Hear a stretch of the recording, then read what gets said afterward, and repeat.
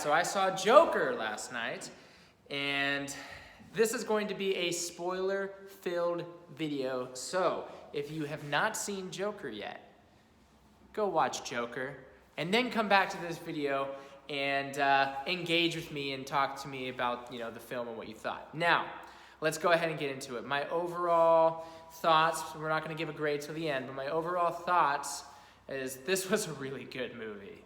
It's up there in probably the top 3 of my favorite movies that have come out this year. And that's up there with Avengers.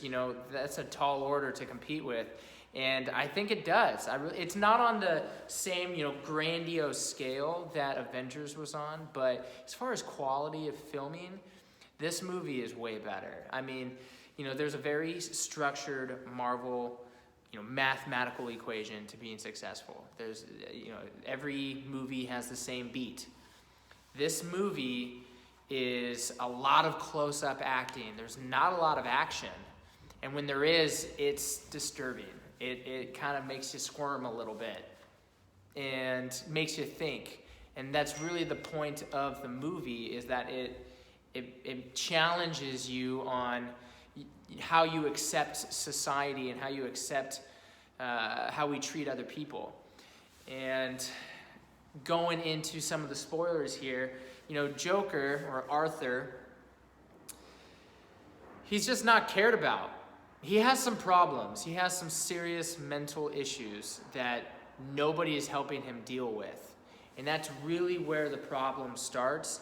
And that's true in our society now. There's a lot of people out there who need help. And the programs that we have structured and the aid that we can give to people just isn't built to actually help them. We over-medicate. I mean, he's taking 7 different prescription drugs in this film, and it's not helping. But doctors keep saying we should up your dose. Doctors keep giving him more and more medication. And very rarely is that the solution to anyone's problem. Just kind of talking about health and fitness, because I do own a gym. There's a lot of people that come into my gym on just a ridiculous amount of medication. And I just look at this, and it's just so hard to justify why this person needs to be on this much medication.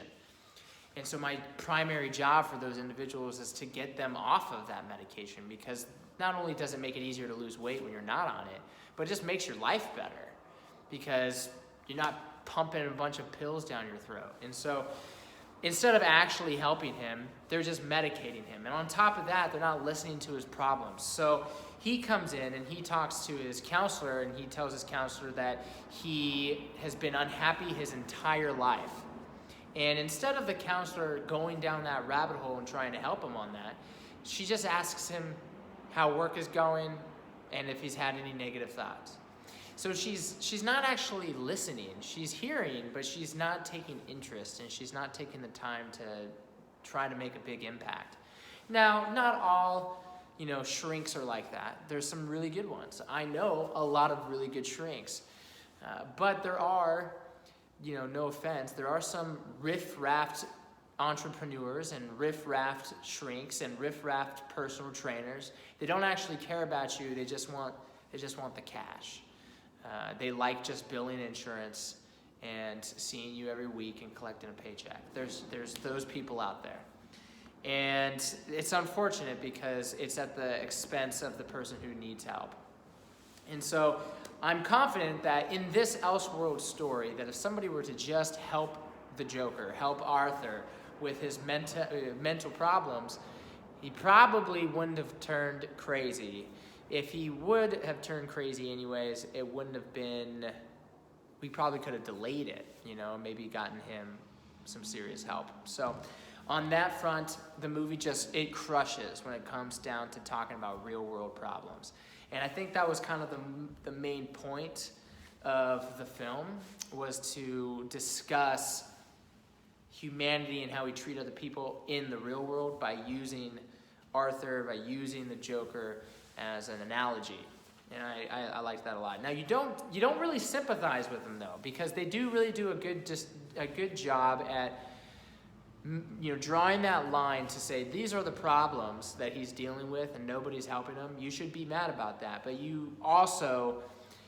you're not condoning the actions that he does, which I think is really important, because you don't want to make a film especially about the Joker, who's hands down one of the most twisted people in all of comics, and you don't want to make him like an anti-hero. Not a good move. And so they don't do that. They do a really good job at making him a villain. He's troubled, but he's a villain, and you don't agree with him. It's really hard to watch, though. Oh my God! When he starts killing people, he shoots this. The first time somebody dies is about halfway through the movie. It takes a minute to get there, so I can see why some people complain that it's a little slow. But if you're really engaged in trying to make the connections that I think the director is trying to make with you, it's really engaging and exciting to watch. And Joaquin Phoenix just crushes in this movie. He is so good. He's right up there with Heath Ledger, in my opinion. Now, when he starts killing people, though, it's like it makes you kind of wiggle in your chair, because it's not fun to watch. They don't pan away. They don't do quick shots and changing the angles to make it less gruesome and more digestible to look at. They do a long frame, non-moving camera angle, and they just watch the Joker just pump bullets into these kids. And they're not very old, they're my age, mid-20s. They work for Thomas Wayne, which we'll get to in a little bit. And it gets twisted, and then he starts stabbing people, and it gets a little weird. And then towards the end, he shoots the host, which is Robert De Niro, and that whole scene is wonderful, because they take a lot of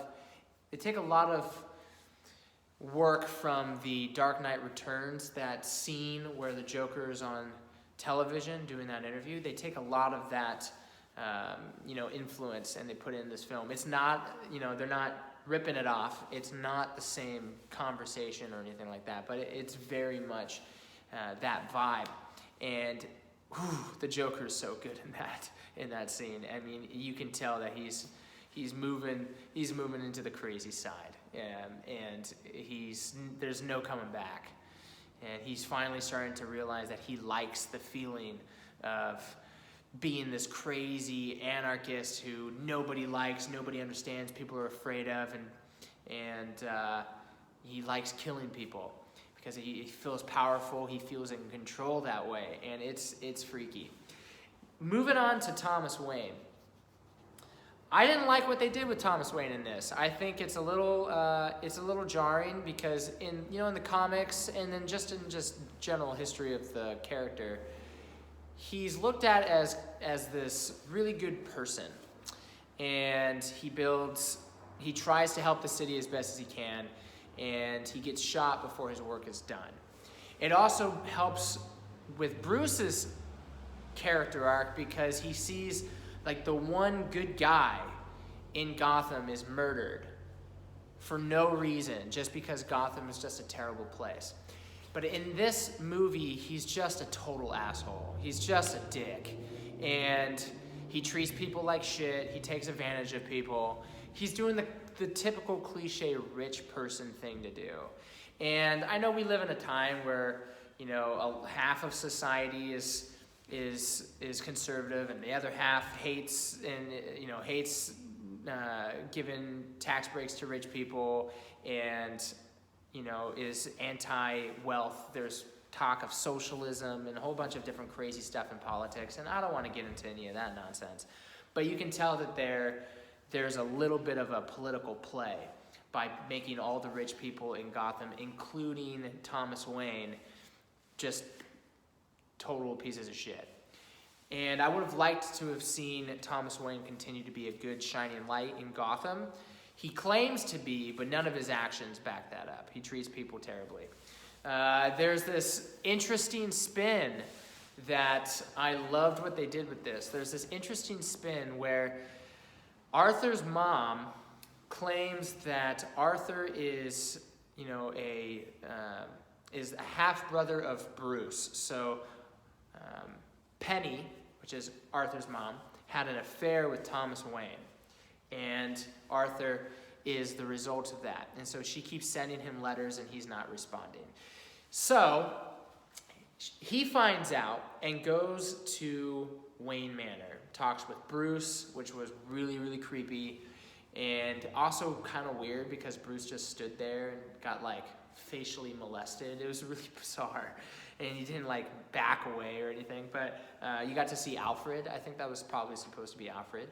And you find out, and I was really happy that they kind of gave me this twist, because I did not want the Joker to be a half-brother of Bruce Wayne. That would have really pissed me off. But it turns out that Penny has delusions of grandeur, and she has a lot of mental problems herself, and she was admitted into Arkham and either escaped or was released, and she thinks that Arthur is this son of Thomas Wayne, when in reality she adopted him.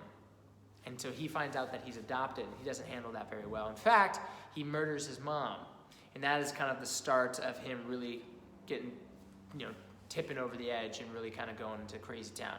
And so that was a really cool twist, and I really liked that. And then my favorite part of the film, which was better than the scene at the comedy show, better than the scene on the train, better than this really creepy scene in Arkham Asylum, which I really liked that scene with the clerk, the guy with all the files, trying to look up research on his mom. That was really, really eerie.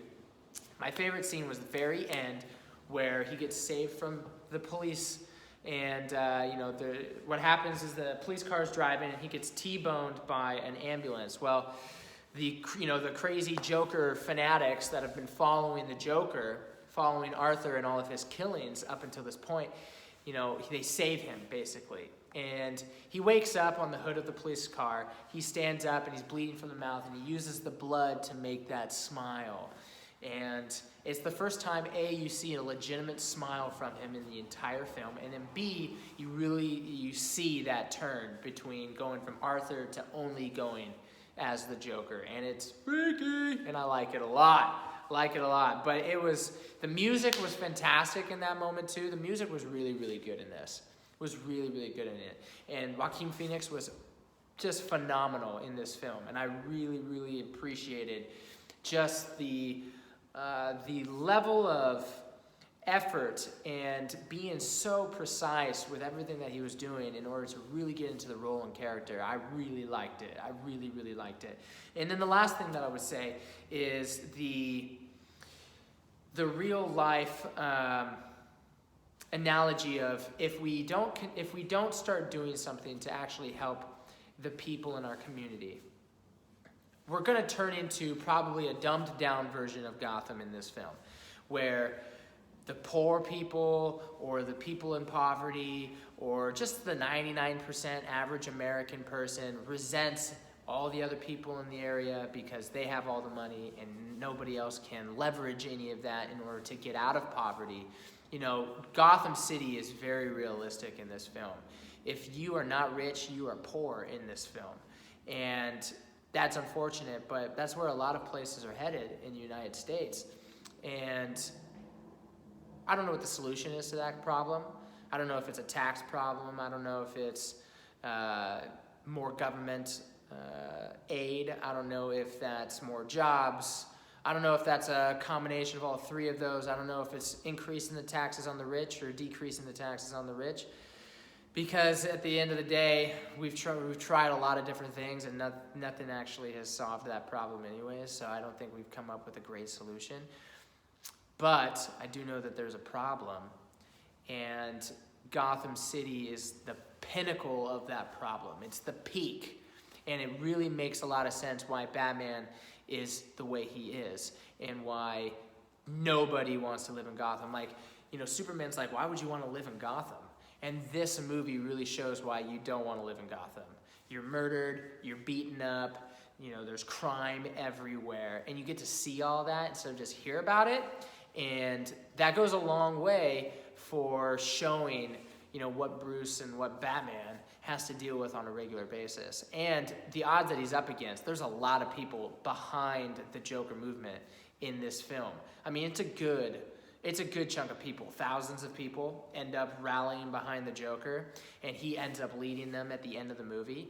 And so it makes a lot of sense why Batman needs to be so good at martial arts, needs to have all these gadgets, and is just super ruthless, because it is him versus like half the town in this film. And so, you know, he's only 12 in this movie, so I would love to see a sequel. But that brings me to another point, because I'm having this problem with the DC streaming service right now with the Titans TV show.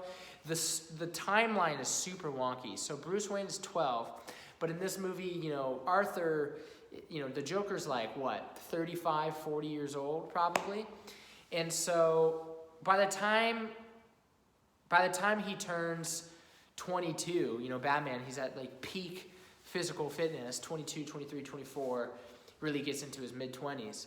The Joker's like kind of old, you know? And so it's a little bizarre to have that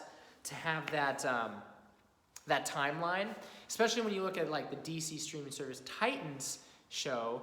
Bruce Wayne is in his 50s in this TV show, and Jason Todd hasn't even turned into the Red Hood yet, which means Joker's still running around.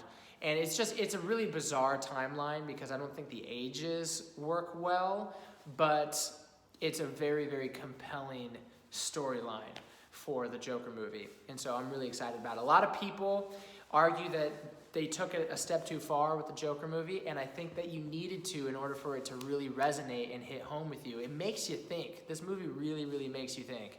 My wife loved this movie. She gives it it's her favorite movie of the year. So it's a really good film. Very good film. It's not a typical, you know, rinse and repeat superhero film. It's not a typical rinse and repeat supervillain film. It is very, very different, and I really like that. And so I don't think that they took it too far unnecessarily. I think they really needed to take it the way that they did. And I don't understand, because I was at the movies last night watching this film, and it was like a 50-50 split. Half the people walked out, I heard, really happy with the film like I was. And then the other half walked out really angry. Like they said, you know, fuck this film, I hated it, it was boring, slow, Joker wasn't good. And I was sitting there trying to, you know, scratch my head, trying to figure out how they could say that, because I was wrapped up in this thing the entire time. Couldn't stop looking at it, couldn't turn away. Had to go to the bathroom like 40 minutes into the movie. It's a long film. Couldn't leave, because I was just so entranced by the Joker in this film. And if you are going to this film to see somebody else in this, like Robert De Niro, or if you're a fan of some of the other actors or actresses, you're not going to see them. They are very, very, very small roles.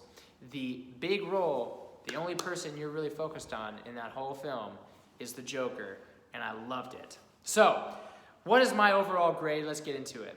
I don't want this video to keep on going. I'm going to give this film an A-. And the reason why I don't give it a A+ is because some of the scenes at the beginning of the film are a little repetitive. Now let me explain. It opens up with you really starting to see some of the twistiness behind Arthur's personality. But you see that same scene played out in different ways throughout the movie, and I don't think it was quite necessary. I think you could have probably cut about 15 minutes off the film just by being a little bit more streamlined with it, because some of those scenes did get a little bit boring. But other than that, this movie was like perfect. Just nailed it. So I give it an A-, just because a few of the scenes were a little repetitive. And that's me nitpicking. Just because to get 100%, to get an A+ rating from the Welborn show, you gotta be pretty much you gotta be perfect. I mean, the Avengers movie didn't even get 100% from me. So if you're gonna get an A+, it's gotta be perfect. And this movie came close, just missed the mark barely. So a respectable, highly rated with a big badass seal of approval, A-. Let me know what you think of the film. If you liked this review, give me a like, thumbs up. It always helps the channel. And I'll see you in the next video. Talk soon.